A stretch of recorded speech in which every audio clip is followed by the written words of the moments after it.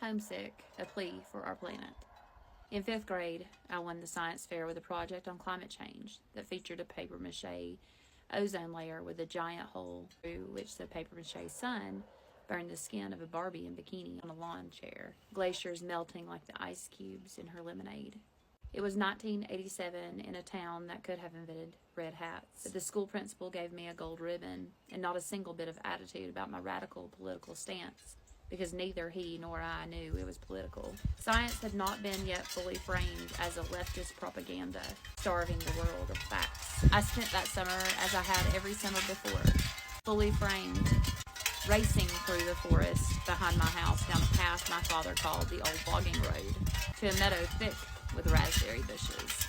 Those thorns were my very first heroes, because they did nothing with their life to protect what was sweet.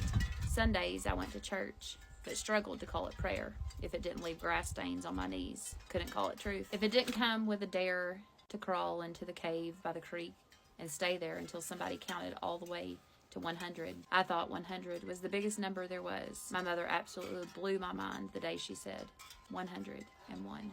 100 and what? Billionaires never grow out of doing the same math with years. Can't conceive of counting past their own lifespans. Believe the world ends the day that they do. Why are the keys of our future in the hands of those who have the longest commutes from their head to their hearts? Whose greed is the smog that keeps us from seeing our own nature and the sweetness we are here to protect? You know, sometimes when gathering nectar, bees fall asleep in the flowers. Do you know that fish are so sensitive that snowflakes sound like fireworks when they land in the water? Do you know that sea otters hold hands when they sleep so they don't drift apart? Do you know that whales will follow their injured friends to shore, often taking their own lives, so as not to let a loved one be alone when he dies? None of that is poetry. It is just the earth being who she is, in spite of us stamping barcodes on the sea.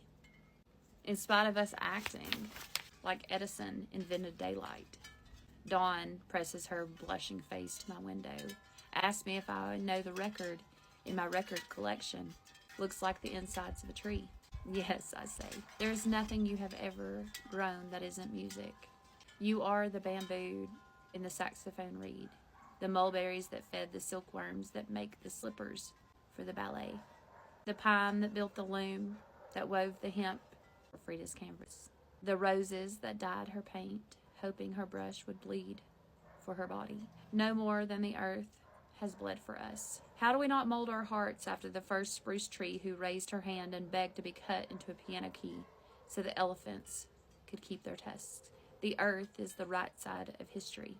In the canyons my friend ran to when no one else he knew would echo his chosen name back to him, is the wind that wailed through the 1956 Alabama, until the poplar trees carved themselves into Dr. King's pulpit. In the volcano that pours the mercury into thermometers held under our tongues, the earth takes our temperature and tells us when we are too hot. Even after we've spent decades denying her fever, our hands held to the burning forehead, we insist she is fine, while wildfires turn redwoods into toothpicks, readying the teeth of our apocalypse. She sends smoke signals all the way from California to New York City. Ash falls from the sky. Do you know the mountains of California used to look like they'd been set on fire because they were so covered in monarch butterflies? Do you know monarch butterflies migrate 3,000 miles using only the fuel they stored as caterpillars in the cocoon? We need so much less than we take. We owe so much more than we give. Squirrels plant thousands of trees every year just by forgetting where they left their acorns. If we aim to be half as good as one of Earth's mistakes, we could turn so much around. Our living would be seed. Our future would have roots. We would cast nothing from the garden of itself, and we would make the thorns proud. Page 36 to 39 for you, Jason, from You Better Be Lightning, written by Andrea Gibson. It's a good book. I found mine at Walmart.